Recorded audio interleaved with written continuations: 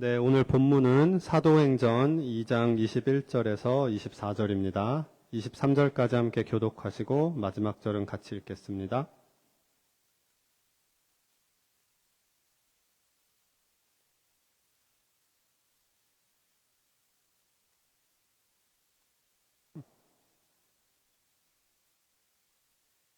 누구든지 주의 이름을 부르는 자는 구원을 받으리라 하였느니라.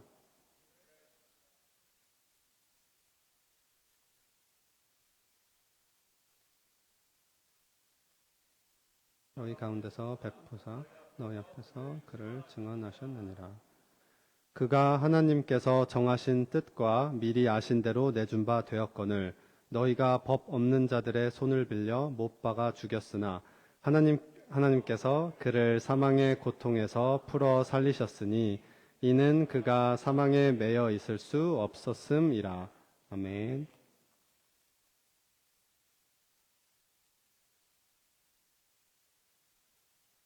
네, 잠깐 말씀 놓고 기도하겠습니다.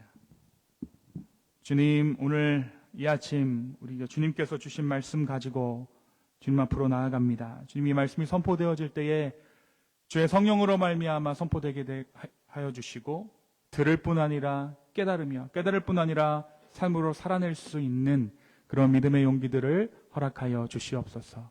한 사람도 빠짐없이 오늘 이 예배 가운데 주님 높이기를 원하고 주님 만나기를 소망합니다. 주여, 우리 가운데 은혜 허락하여 주시옵소서. 감사합니다. 예수님의 이름으로 기도했습니다. 아멘. 네, 여러분 서로 이름들 다 알고 계시죠? 네, 서로 이름들 다 알고 계실 겁니다. 근데 여러분 그 옆에 앉아 계신 분의 이름이 본명이실 거라고 확신하십니까? 이 사람이 나에게 혹시 다른 이름을 가르쳐 준 건 아닐까? 라고 우리가 요즘 세상에서는 생각할 수 있어요. 왜냐하면 이름이라는 것이 꽤나 민감한 정보가 되었기 때문이에요. 여러분, 누군가의 이름을 기억하는 일은 오늘날 그렇게 쉬운 일은 아닌 것 같습니다. 단순히 기억력의 문제가 아니라 우리는 서로의 이름조차 알지 못한 채 살아갈 수 있는 소위 익명성의 시대를 살아가고 있기 때문에 그래요. 이름, 특별히 본명은요, 정보화 시대에서 중요한 개인정보가 됐습니다. 그래서 사람들은 자신의 이름을 드러내는 일에 훨씬 더 조심스러워졌어요. 제가 어릴 적 보던 잡지들을 떠올려 보면, 옛날에 그 잡지를 보면 제 나이를 가늠하실 수 있을 텐데, 그 연예인 이름 옆에 본명이 써 있고 주소 써 있고 주민등록번호까지 써 있는 잡지들이 있었어요. 네, 안 믿기시죠? 네, 어느 시대에 살았던 걸까요, 저희는? 네, 지금 생각하면 참 놀라운 일이죠. 이제는 그런 정보를 공개하는 것을 상상하기조차 어렵습니다. 인터넷과 SNS가 일상이 된 오늘날 우리는 본명보다 아이디와 닉네임으로 서로를 기억하죠. 때로는 오랫동안 관계를 맺으면서도 상대방의 본명을 모르는 채 지내기도 합니다. 미국에 살면 더 그렇잖아요. 영어 이름은 알겠는데 한국 이름은 모르는 경우, 그런 경우도 많습니다. 생각해보면 이러한 현상은 인터넷 시대 이전부터 조금씩 나타나고 있었어요. 제가 한국의 패밀리 레스토랑을 이렇게 처음 갔을 때, 패밀리 레스토랑이 처음 들어왔을 때, 그 크루들이 자기를 소개하는데 전부 자기가 이름이 루시래요. 네. 그리고 뭐 제니, 뭐 마이클, 스티브, 그 서버 하시는 분들 이름이 영어 이름인 거예요. 그러니까 왜 이렇게 영어 이름을 줬을까요? 친근한 이미지를 주기 위해서도 있겠지만, 한편으로는 그 사람의 실제 삶과 이야기는 보이지 않게 되는 거죠. 그러니까 그 패밀리 레스토랑 안에서는 일을 하는, 서빙을 하는 제니만 남는 거예요. 네, 스티브만 남는 겁니다. 스티브, 네, 우리 교회에 있으니까 어쨌든. 오늘날은 이러한 경향이 더욱더 강해졌죠. 우리는 프로필 사진과 아이디를 통해 서로 만나고 이름보다 계정으로 사람을 기억합니다. 그러니까 이름은 점점 감추어지고 사람은 점점 익명화 되어져 간다. 이것이 우리 시대의 특징이라고 할 수 있어요. 그런데 이 익명화된 사회에서는 한 가지 특징이 있습니다. 그것은 바로 책임으로부터의 도피예요. 책임으로부터의 도피. 이름이 감추어질수록 사람은 자신이 한 말과 자신의 행동에 대해 책임지지 않으려는 경향을 보인다라는 거예요. 그래서 어떻습니까? 인터넷 공간에서 사람들이 현실에서는 쉽게 하지 못할 말들을 거리낌 없이 쏟아내죠. 그래서 실제로 저 사람이 막 악플을 달았어요. 그래서 그 악플 때문에 누가 죽었어. 근데 막상 그 사람을 만나고 보면 그 사람도 참 사람 죽일 것 같지 않은 사람이 그런 악한 말들 막 써놓고. 그렇죠? 우리가 그런 일들을 겪고 있는다라는 거예요. 자신의 이름이 드러나지 않는다라고 생각하기 때문에 내가 얼굴 드러내놓고 이름 드러내고 하는 것보다 훨씬 더 센 이야기들을 아무 거리낌 없이 한다라는 것입니다. 자, 그렇다면 반대로 생각해 보십시오. 이름을 걸고 한다라는 것은 무엇일까요? 이름을 걸고 한다. 그것은 책임을 진다는 거죠. 내 이름 걸었다라는 것은 책임진다라는 것입니다. 계약서에 이름을 적고 서명하는 이유도, 또 글을 썼을 때 글쓴이가 자신의 이름을 밝히는 이유도, 부모가 자녀에게 약속할 때 이름을 부르는 이유도 모두 같습니다. 이름에는 관계가 담겨져 있고 책임이 담겨져 있기 때문에 그래요. 자, 그렇다면 여러분, 이름이라는 것은 무엇일까요? 이름. 우리가 이름이라는 것을 사람 부르기 위한 호칭 정도로 생각하죠. 물론 이름에는 그런 기능이 있습니다. 그러나 성경이 말하는 이름은 단순히 호칭 그 이상이에요. 이름은 그 사람 자체를 가리키는 거죠. 그의 인격과 성품, 존재를 드러내는 표현입니다. Name, the name is beyond the name이에요. 그렇죠? 그 사람의 존재를 설명한다라는 것입니다. 자, 그러면 그래서 어떤 일들이 있냐? 우리가 누군가 이름을 딱 들었어요. 이름을 딱 들으면 우리가 그 사람이 어떠한 것, 그 사람의 됨됨이가 쫙 떠오르죠. 그렇죠? 예를 들어서 장준식 목사, 장준식 하면 여러분의 머리 가운데 제 이름 석자만 기억나는 것이 아니라 저의 어떠함들을 여러분이 떠올리시게 될 것입니다. 그 사람의 얼굴을 떠올리고 함께 나누었던 기억이 떠오르고 그 사람의 성품과 삶이 떠오르지. 이름은 한 사람을 대표하는 상징이고 그 사람의 인격을 담고 있는 그릇과도 같습니다. 자, 그렇다면 하나님의 이름은 어떻습니까? 성경에서 하나님의 이름도 마찬가지예요. 하나님의 이름은 단순한 호칭이 아니라 하나님 자신을 나타내죠. 여러분, 하나님의 이름이 무엇입니까? 하나님은 이름이 아니에요. 우리가 부르는 하나님은 이름이 아니죠. 그렇죠? 하늘이라는 뜻, 하늘에서 뜻하는 우리가 토속신앙에서 불러왔던 우리가 하늘을 바라볼 때 우리의 존재와는 다른 그 전대자의 존재를 우리가 하늘이라고 불러왔고 그 하늘이라는 존재에 님을 붙여서 하느님이 됐고 오늘날 우리가 그분을 하나님이라고 부르는 것입니다. 그러니까 신을 나타내는 단어예요. 자, 그렇다면 여러분이 알고 계시는 하나님의 이름은 무엇일까요? 저는 오늘 이 본문을 설교하면서 이 하나님의 이름에 대해서 조금 알아보려고 합니다. 자, 오늘 우리가 나누는 본문 21절은 이렇게 시작합니다. 우리 한번 읽어볼까요? 21절 함께 읽겠습니다. 21절 누구든지 주의 이름을 부르는 자는 구원을 받으리라. 앞에 뭐가 붙었어요? 맨 처음에 뭐라고 시작하죠? 누구든지. 자, 이 누구든지라는 표현의 의미는 우리가 지난 주일날 함께 나눴죠. 하나님의 영이 특별한 사람들에게 임하는 것이 아니라 모든 육체 가운데 부어질 것이다 라는 요엘의 예언처럼 특정한 계층이나 민족, 성별의 구원이 임하는 것이 아니라 이제 누구든지 주 예수 그리스도의 이름을 부르는 자는 구원을 얻게 될 것이다. 베드로는 지금 오순절에 일어난 사건을 설명하면서 하나님의 구원의 문이 이전보다 더 넓게 열렸음이 선포하고 있는 거예요. 남종과 여종, 젊은이와 늙은이, 아들과 딸이 모두 성령을 받은 것처럼 이제는 누구든지 구원을 얻게 될 거야 라고 이야기한다는 거죠. 여러분, 이것이 당시 사람들에게는 굉장히 놀라운 복음이었습니다.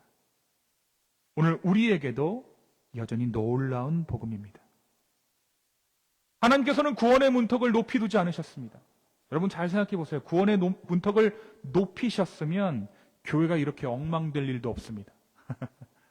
또 보다 많은 사람들이 하버드, MIT 들어가듯이 구원의 문이 그렇다 그러면 더 진지하게 교회에 대해서 생각하고 구원에 대해서 생각했을 거예요. 하나님은 그러한 방식을 통해서 구원의 문을 열지 않으시고 구원의 문턱을 완전히 낮추셨어요. 누구든지 주 예수 그리스도의 이름을 부르는 자마다 구원을 얻게 되었습니다. 그렇다면 정말 누구든지 구원을 얻을 수 있게 되는 뜻일까요? 지금 이 순간에도 하나님을 부정하는 사람들, 다른 신을 섬기는 사람들, 예수 그리스도를 믿지 않는 사람들까지도 모두 구원을 얻는다는 의미일까요? 여러분 과연 그렇습니까? 오늘 보면 그렇게 말하고 있지 않죠.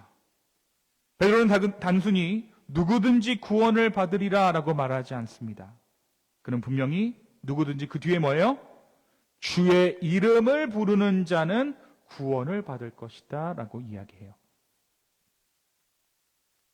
그래서 중요한 건 누구든지와 주의 이름을 부르는 자가 함께 있다라는 겁니다. 구원의 문은 모든 사람에게 열려 있습니다. 그러나 모든 사람이 자동으로 구원을 받는 것은 아닙니다. 구원은 주의 이름을 부르는 자들에게만 주어집니다. 자, 그렇다면 우리 여기서 뭘 알아야 될까요? 뭘 알아야 돼? 우리 구원을 얻기 위해서 무엇을 알아야 합니까? 주의 이름이 뭔지를 알아야 될 거 아니에요. 그렇죠? 주의 이름이 뭐냐? 왜냐하면 오늘 본문은 그 이름을 부르는 것이 구원과 연결되어 있다, 새로운 생명과 연결되어 있다라고 말하고 있기 때문에 그래요. 자, 우리가 주의 이름을 알기 이전에 한 가지 전제가 있습니다. 그것은 하나님의 이름은 하나님께서 친히 알려주시지 않는 한 인간이 스스로 알 수 없다라는 거예요. 우리가 하나님에 대해서 생각할 수 있죠. 하나님은 어떠한 분이실지 상상할 수도 있습니다. 자연을 보며 창조주의 존재를 추론할 수도 있어요. 그러나 그것만으로는 주의 이름을 알 수 없습니다. 이름은 언제나 관계 속에서 알려지게 되어 있어요. 누군가의 이름을 알게 되는 것은 그 사람이 자신을 우리에게 소개해 주었기 때문이죠. 자, 그래서 우리가 어떤 일을 겪게 되냐면, 잘 한번 생각해 보세요. 내가 저 사람 이름 알아요. 아는데 저 사람이 나에게 직접 이름을 말해준 게 아니라 내가 소셜미디어나 다른 사람 통해서 저 사람의 이름이 뭐래라고 말하면 저 사람의 이름을 내가 알고 있는 것을 표를 내면 안 돼요. 무례함이죠. 관계가 시작되지 않았기 때문에. 진짜 관계가 시작되었다는 것은 무엇입니까? 통성용부터 시작되는 거예요. 내 이름 뭡니다. 당신의 이름은 무엇입니까? 이름을 가르쳐주면 관계 가운데 통성명이 시작되고 관계 가운데 진정한 관계로 발전되게 되어진 것이죠. 하나님께서 자신을 계시해 주지 않는다면 우리는 그분을 알 수 없어요. 하나님은 인간이 찾아낸 분이 아니라, 인간이 만들어낸 분이 아니라 스스로 자신을 드러내신 분이기 때문에 그렇죠. 그러면 하나님은 언제 인간에게 그 이름을 처음 공개하셨을까? 우리가 잘 알고 있는 것처럼 하나님께서 모세에게 맨 처음 자기 이름을 가르쳐줍니다. 광야의 떨기나무 가운데 임하신 하나님께서 모세에게 자신의 이름을 말씀하시죠. 그 이름이 무엇이죠? 나는 스스로 있는 자다. I am who I am. 하나님께서 인간에게 처음 알려주신 이름은 그분의 존재 방식에 대한 이름이었어요. 설명이었습니다. 자, 조금 전에 말씀드린 것처럼 이름이 뭐를 설명하냐면 존재를 설명하죠. 그렇다면 하나님께서 자신을 스스로 있는 자라고 소개하셨다는 것은 하나님이 어떠한 분이신지를 보여주는 매우 중요한 계시죠. 인간은 스스로 존재할 수 없는 존재죠. 우리는 스스로 있을 수 없어요. 부모가 있죠. 우리가 이곳 가운데 있게 된 이유가 있습니다. 그런데 하나님은 어때요? 하나님은 스스로 있는 존재.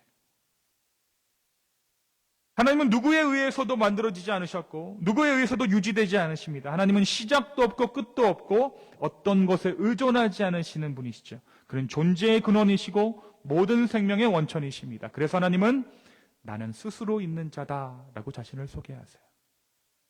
이게 그분에 대한 설명이었습니다. 자, 그렇지만 우리가 스스로 있는 자라는 이름을 구원의 이름으로 부를 수는 없습니다.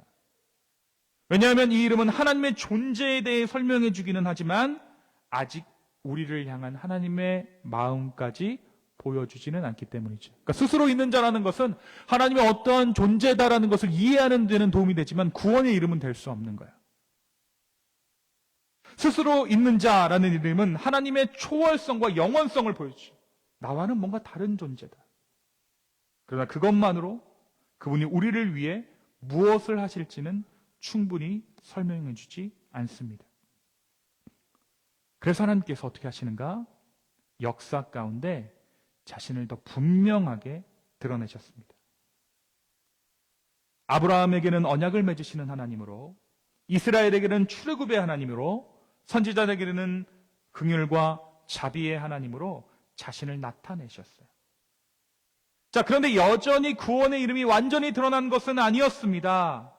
물론 이스라엘은 하나님의 이름을 여호와 혹은 야훼로 알고 있었습니다. 하지만 그 이름조차도 하나님이 누구신지에 대한 계시일 뿐 하나님께서 죄인을 어떻게 구원하실 것인가에 대한 최종적인 답은 아니었죠. 그래서 구약의 백성들은 하나님을 알았지만 여전히 기다려야 했습니다. 하나님이 계신다라는 것도 알았고 하나님이 능력이 많으시다는 것도 알았고 하나님이 언약에 신실하신 분이라는 것도 알았지만 그 하나님께서 죄와 죽음의 문제를 어떻게 해결하실 것인가에 대해서는 베일에 가려져 있었죠. 그리고 마침내 이 비밀이 풀립니다. 하나님께서 천사를 보내셔서 구원의 이름을 알려주세요. 마태복음 1장 21절입니다. 아들을 낳으리니 이름을 예수라 하라. 이는 그가 자기 백성을 그들의 죄에서 구원할 자이심이라. 여러분, 이게 참 놀라운 말씀입니다.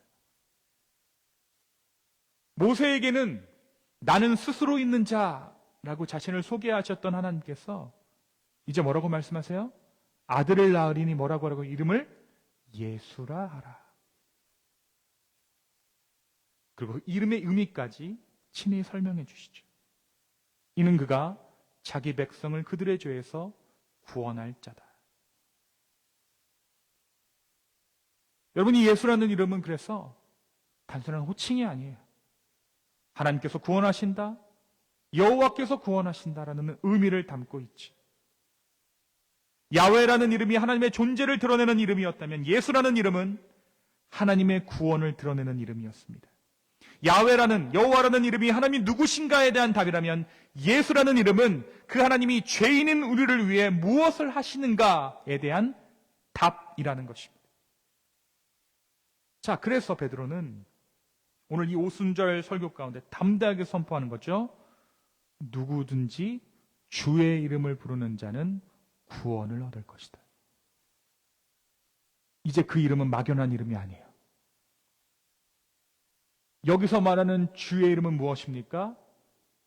주의 이름은 무엇이죠? 예수 그리스도입니다.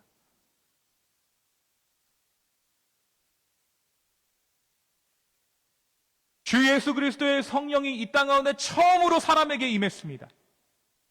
그리고 나서 베드로가 한 첫 번째 설교가 무엇에 관한 내용이었다고요? 구원의 이름을 선포하는 내용이었어요. 그리고 구원의 이름은 무엇입니까? 따라서 할까요? 예수 그리스도. 예수 그리스도가 구원의 이름입니다.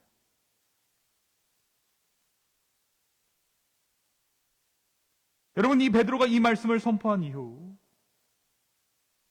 무엇을 이야기하기 시작하는가? 바로 그 예수가 누구시며 우리를 위해 무엇을 행하셨는가를 설명하기 시작하죠. 22절에 보니까 이스라엘 사람들아 이 말을 들으라. 너희도 아는 바와 같이 하나님께서 나사렛 예수로 큰 권능과 기사와 표적을 너희 가운데서 베푸사 너희 앞에서 그를 증언하셨다. 여러분, 베드로는 예수를 소개하지 않습니다. 뭐라고 말하냐면 오히려 너희도 알고 있지 않느냐. 예수는 숨어 계셨던 분이 아니죠.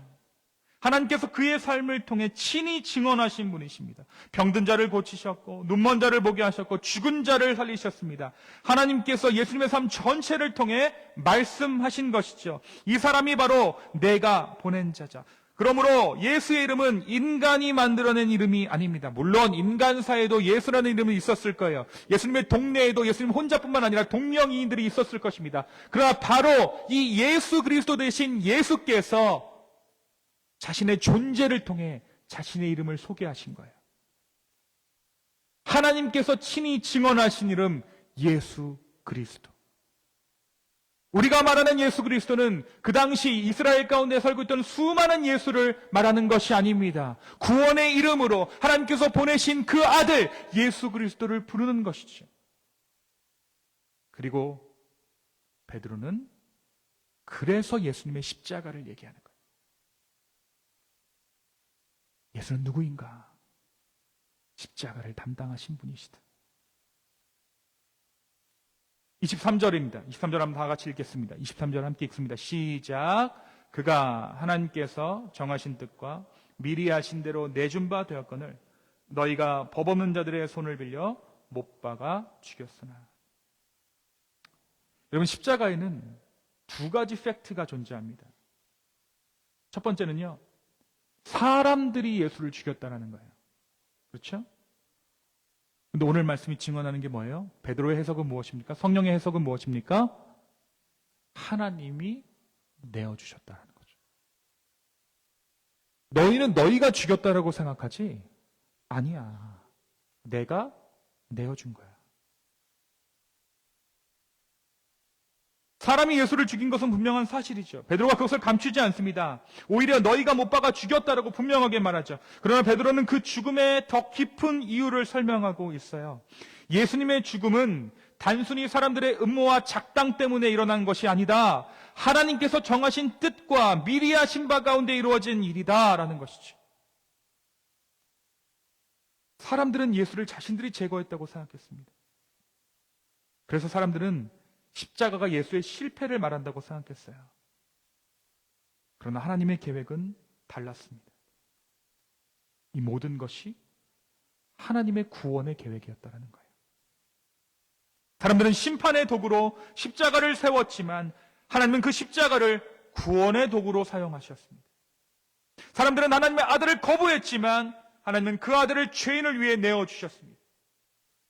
우리를 구원하기 위해 독생자를 내어주신 것입니다.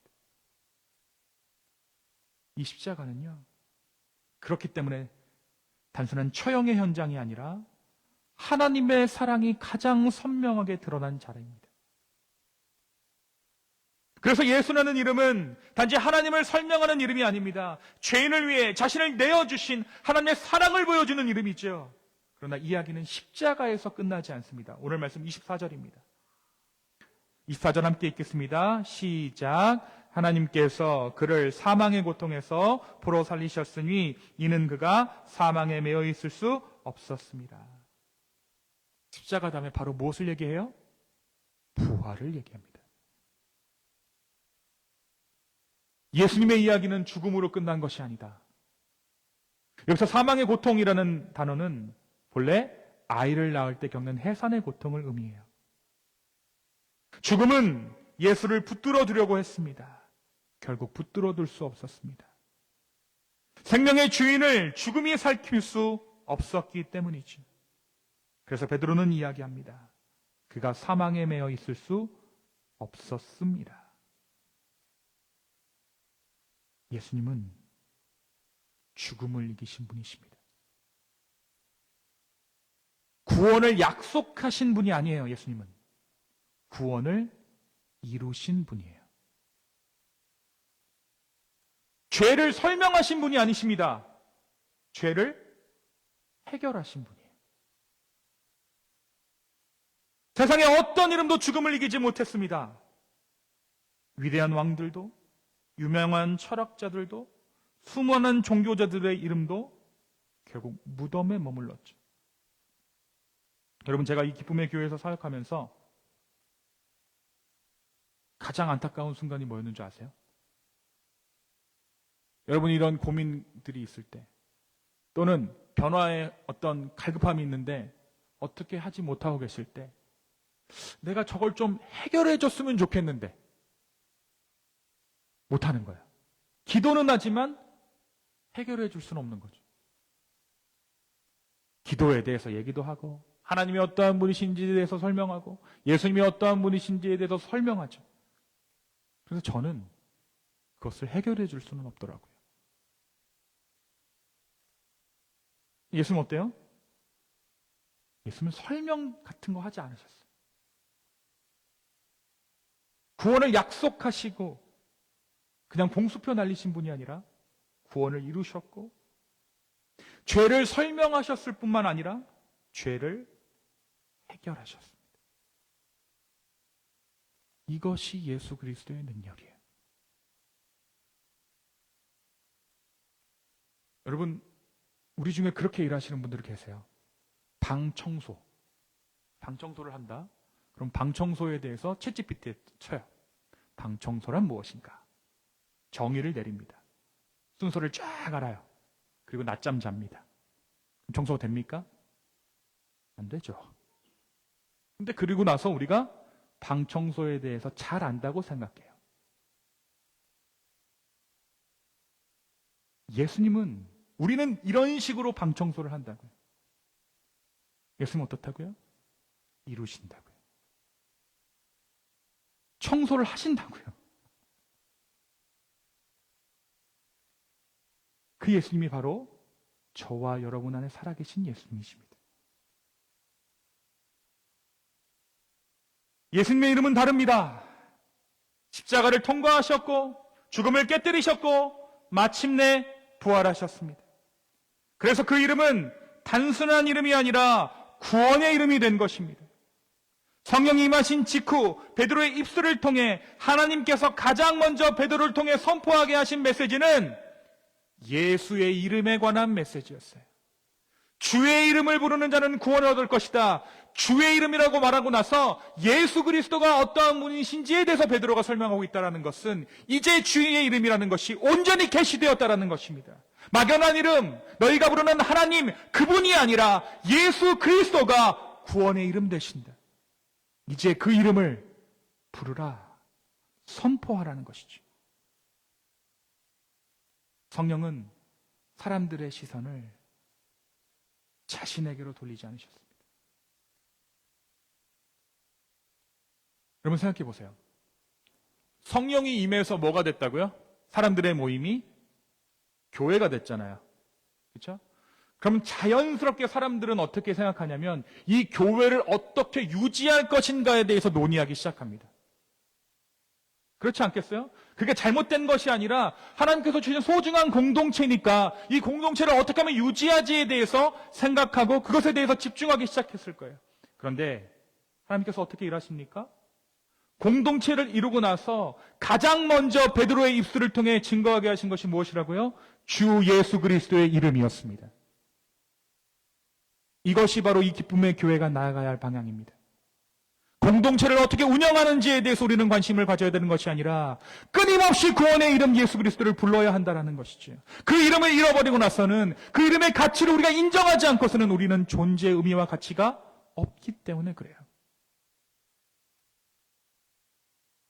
그래서 교회의 첫 설교는 성령으로 시작됐지만 결국 예수로 향하게 되어져 있지. 우리 사랑하는 기쁨의 교회 성도 여러분, 우리는 수많은 이름 가운데 살아갑니다. 임명성례 시대에 사람들은 자신의 이름을 감추고 살아가고 싶어 하지만 하나님은 자신의 이름을 우리에게 알려주셨어요. 그리고 그 이름은 단순히 하나님이 누구신지를 설명하는 이름은 아니었죠. 그 이름은 하나님께서 우리를 위해 무엇을 하셨는지를 보여주는 이름이었습니다. 하나님께서 친히 우리에게 알려주신 이름, 하나님께서 친히 증언하신 이름, 죄인을 위해 내어주신 이름, 죽음을 깨뜨리고 부활하신 이름, 바로 예수 그리스도의 이름입니다. 그래서 성령을 받은 직후에 베드로는 담대히 공동체 가운데 선포했습니다. 누구든지 주의 이름을 부르는 자는 구원을 받을 것이다. 여러분 한번 여러분의 입술로 고백해 보시겠어요? 이 주의 이름이 무엇입니까? 주의 이름이 무엇입니까? 주의 이름이 무엇입니까? 예수 그리스도입니다.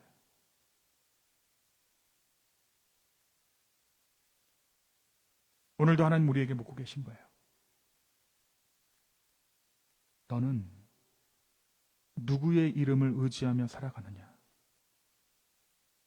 저는 우리 기쁨의 교회가 제가 떠나고 나서도 누구의 교회로 기억되고 어떤 사람의 이름에 뒤에 우리 교회가 붙지 않았으면 좋겠어요. 그 교회, 누구 교회? 이 기쁨의 교회는 누구의 교회입니까? 예수 그리스도의 교회입니다.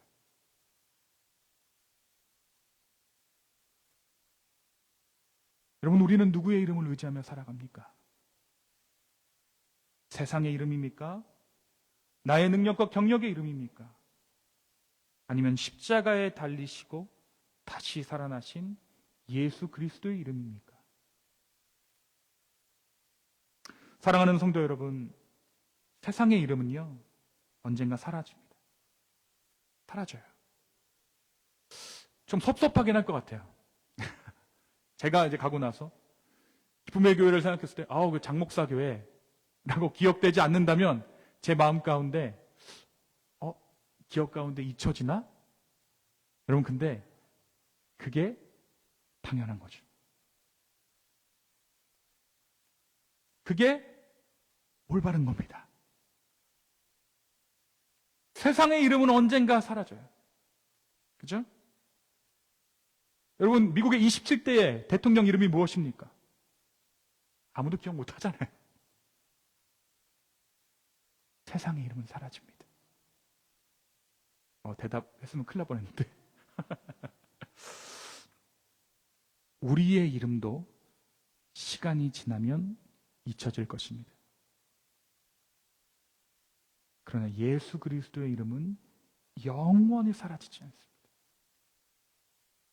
그 이름만이 죄를 이기고, 그 이름만이 죽음을 이기고, 그 이름만이 우리를 하나님께로 인도합니다. 여러분, 이 한 주를 살아가며 담대히 부르십시오. 구원의 이름 예수를 부르십시오. 보다 자주 부르십시오. 구원의 이름 예수 그리스도를 자주 부르십시오. 그때마다 하나님은 우리의 존재를 확인시켜 주실 거예요. 누구 안에 있는 우리의 존재입니까? 예수 그리스도 안에 있는, 하나님 안에 있는 우리의 존재를 확인시켜 주실 것입니다. 그러므로 오늘도 우리는 변함없이 고백합니다. 우리의 구원은 주 예수 그리스도 이름에 있습니다. 우리의 소망은 예수 그리스도의 이름에 있습니다. 우리의 생명도 예수 그리스도의 이름에 있습니다. 우리가 예수 그리스도의 이름을 온전히 선포하며 이 이름 가운데 하나님 안에서의 존재를 확인할 수 있는 복된 한 주 되기를 예수님의 이름으로 축원합니다. 지금 좀 같이 찬양하고 기도했으면 좋겠는데요. 자리에서 일어나셔서 우리 함께 찬양했으면 좋겠습니다.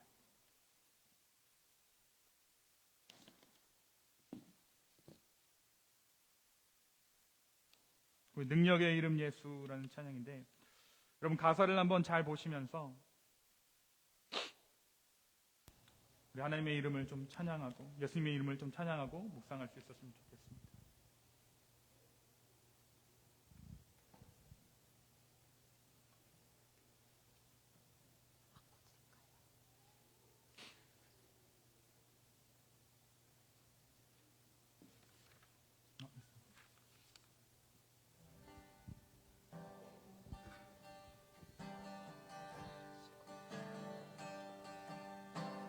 능력의 이름 예수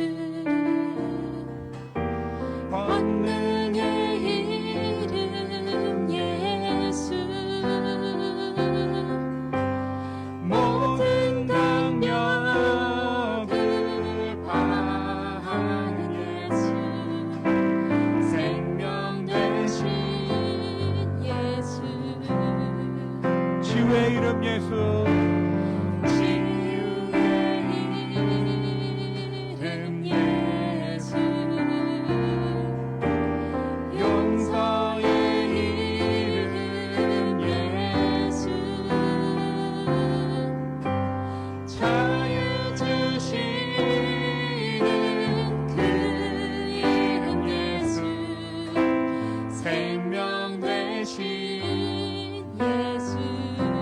거룩한 이름 예수, 거룩한 이름 예수,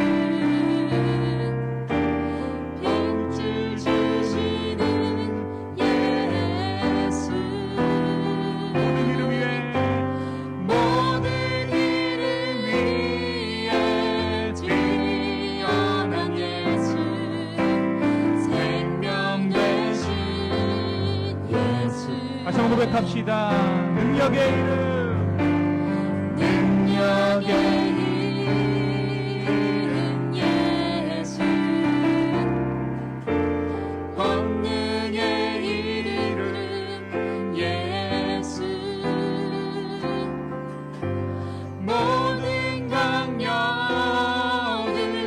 다하는 예수, 생명 되신 예수, 치유의 이름 예수님, 치유의 이름 예수, 용서의 이름 예수, 자유 주시는 그 이름 예수, 생명 되신 예수, 치유의 이름 예수님을 다시 한번 선포합니다. 치유의 이름, 치유의 이름 예수, 용서의 이름 예수, 자유 주시는 자유 주시는 그 이름 예수, 생명 되신 예수. 이 시간 함께 기도했으면 좋겠습니다. 주님, 우리가 주 예수 그리스도의 이름을 붙들고 주님 앞에 나아갑니다. 오늘 이 시간 함께 좀 예수 그리스도의 이름을 부르며 함께 기도했으면 좋겠습니다. 능력의 이름 예수님, 권능의 이름 예수님, 모든 강력을 파하는 이름 그 예수 그리스도를 우리가 부릅니다. 주여, 우리 가운데 함께하여 달라고 우리 간절한 마음으로 함께 기도하며 주님께 나아가겠습니다. 함께 기도합시다. 아버지 하나님, 감사합니다. 오늘 이 아침 주 예수 그리스도의 이름을 온전히 부르며 나아갑니다. 능력의 이름 예수를 부릅니다. 구원의 이름 예수를 부릅니다. 치유의 이름 예수 그리스도를 부릅니다. 용서의 이름 예수 그리스도를 부릅니다. 자유 주시는 그 이름 예수 그리스도를 부릅니다. 거룩한 그 이름, 빛을 주는 그 이름 예수 그리스도를 우리가 부르며 나아갑니다. 성령 하나님 함께하여 주시고 우리 가운데 함께하시며 은혜 더하여 주시옵소서. 주님 감사합니다. 주님, 오늘 이 주일 이 거룩한 아침에 우리에게 주신 그 이름 부릅니다. 예수님, 오셔서 우리를 구원하여 주십시오. 오셔서 우리 가운데 함께하여 주시고 모든 강력을 파하시며 생명 되신 그 주 예수 그리스도의 능력을 우리 가운데 드러내 주시옵소서. 치유의 이름 되신 예수님, 모든 육체의 질병이 그 예수 그리스도의 이름 안에 깨끗하게 치유받을 수 있도록 이 아침 역사하여 주십시오. 모든 상한 관계가 주 예수 그리스도의 이름으로 말미암아 온전히 회복되어지는 은혜 있게 하여 주십시오.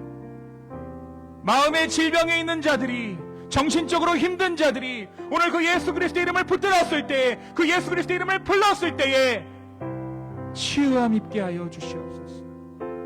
주여, 우리 가운데 함께 하여 주시옵소서. 감사합니다. 예수님의 이름으로 기도합니다. 아멘. 우리 자리에 앉으시겠습니다.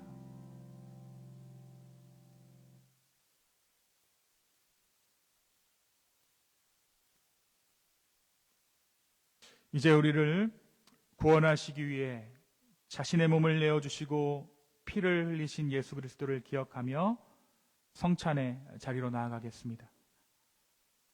사랑하는 성도 여러분, 우리는 베드로의 선포를 들었습니다. 누구든지 주의 이름을 부르는 자는 구원을 받으리라. 그리고 우리는 그 이름이 누구의 이름인지를 알게 되었습니다. 바로 예수 그리스도의 이름입니다. 성찬은 바로 그 이름을 기억하는 자리입니다. 우리가 떡을 떼고 잔을 나누는 것은 단순히 과거의 한 사건을 기념하기 위함이 아닙니다. 우리를 위하여 십자가에 달리신 예수 그리스도의 사랑을 기억하고 지금도 살아계신 예수님을 믿음으로 고백하기 위함입니다. 그러므로 오늘 우리는 자신의 공로나 자격을 의지하지 않고 오직 예수 그리스도의 이름만을 의지하며 이 식탁에 나아갑니다.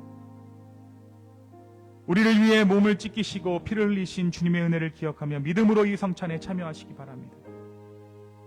주 예수께서 잡히시던 밤에 떡을 가지사 축사하시고 떼어 제자들에게 주시며 말씀하셨습니다. 받아 먹으라. 이것은 너희를 위하는 내 몸이니 이것을 행하여 나를 기념하라. 또 식후에 잔을 가지사 감사하시고 그들에게 주시며 말씀하셨습니다. 너희가 다 이것을 마시라. 이것은 죄사함을 얻게 하려고 많은 사람을 위하여 흘리는 바 나의 언약의 피니라. 이것을 행하여 마실 때마다 나를 기념하라. 그러므로 우리가 이 떡을 먹으며 이 잔을 마실 때마다 주께서 오실 때까지 그의 죽으심을 선포하는 것입니다. 기도하겠습니다. 사랑의 하나님, 우리를 구원하시기 위해 독생자 예수 그리스도를 내어주심에 감사합니다. 십자가에서 우리의 죄를 담당하시고 부활하심으로 새 생명의 길을 열어주신 주님의 은혜를 찬양합니다. 이 떡과 잔을 받는 모든 성도들에게 어린아이부터 장년에 이르기까지 모든 자들에게 성령으로 함께하여 주셔서 우리의 믿음을 새롭게 하여 주시고 우리를 더욱 예수 그리스도께 붙들어 주시옵소서. 예수님의 이름으로 기도합니다. 아멘.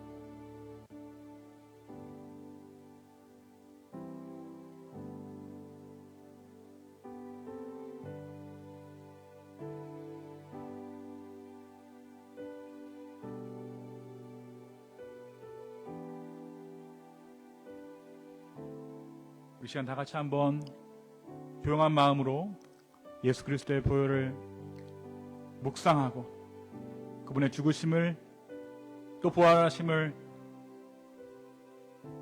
생각하며 아버지 앞에 우리의 마음을 조용히 들이시기를 소망합니다. 함께 주님 안에 거하겠습니다.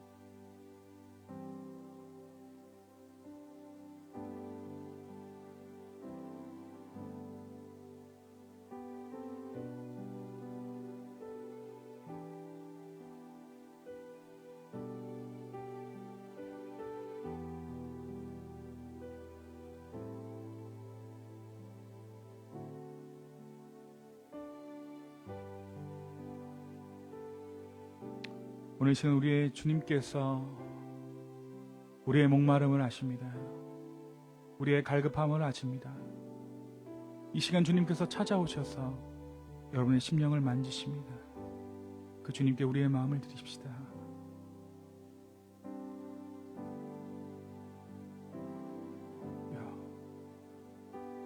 기쁨의 교회 가운데 함께하여 주십시오. 주님 함께하여 주십시오. 살아서 역사하시는 하나님, 오늘 다시 한번 우리의 마음을 주님께 드립니다. 주님, 우리의 모든 것을 아시죠? 나의 상황도 아시고 나의 죄악됨도 아시죠? 이 시간 주님 앞에 숨김없이 남김없이 우리의 삶을 드립니다. 주여 받아 주시옵소서. 감사합니다. 예수님의 이름으로 기도합니다. 아멘. 그 자리에서 일어나셔서 함께 찬양하시겠습니다. 우리 함께 기도해. 우리 함께 기도해. 주 앞에 나와 무릎 꿇고 긍휼 베푸시는 주. 하늘을 향해 두 손 들고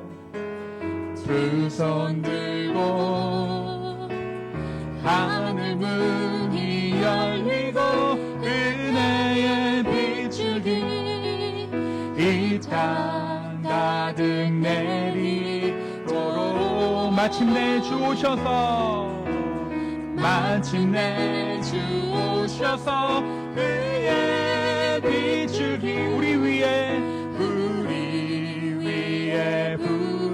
다시 한번 우리 마지막으로 함께 고백했으면 좋겠습니다. 우리 함께 기도해. 우리 함께 기도해. 주 앞에 나와 무릎 꿇고 긍휼 베푸시는 주. 하늘을 향해 두 손 들고 하늘 문이 열리고 은혜의 빗줄기 이 땅 가득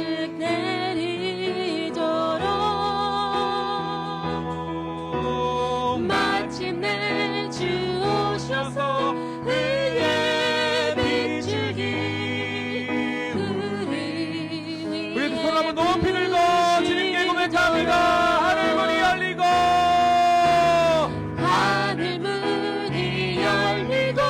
은혜의 빗줄기 이 땅 가득 내리도록 마침내 주 오셔서 그의 빗줄기 우리 위에 부시도록 우리 위에 부으시도록 우리 위에 부시도록 우리 위에 부으시도록 우리 위에 부시도록. 주님 감사합니다. 오늘 우리의 예배를 받으시고 우리의 찬양 가운데 거하시며 우리와 함께 하신 주님을 찬양합니다. 또 한 주를 살아가는 동안 우리가 힘들고 어려울 때마다 낭망할 때마다 또 기쁠 때마다 주 예수 그리스도의 이름을 붙들기 원합니다. 주여 우리가 주 예수 그리스도의 이름을 부를 때 구원의 이름을 부를 때에 살아계신 하나님 우리 가운데 찾아오셔서 우리의 마음을 위로하여 주시고 주님의 살아계신 우리 가운데 보여주시옵소서. 주님 또한 우리가 부족한 예물이지만 아버지 앞에 구별하여 가지고 나왔습니다. 예물이 쓰이는 곳곳마다 주의 영광 드러나게 하여 주시고 재정 때문에 힘들거나 곤란함 당하지 않을 수 있도록 우리의 경제적인 상황들을 주님께서 붙잡아 주시옵소서. 먼저 그의 나라와 그의 의를 구하라고 말씀하셨는데 우리가 먼저 그의 나라와 그의 의를 구하기를 소망합니다. 성령님 함께하여 주시옵소서.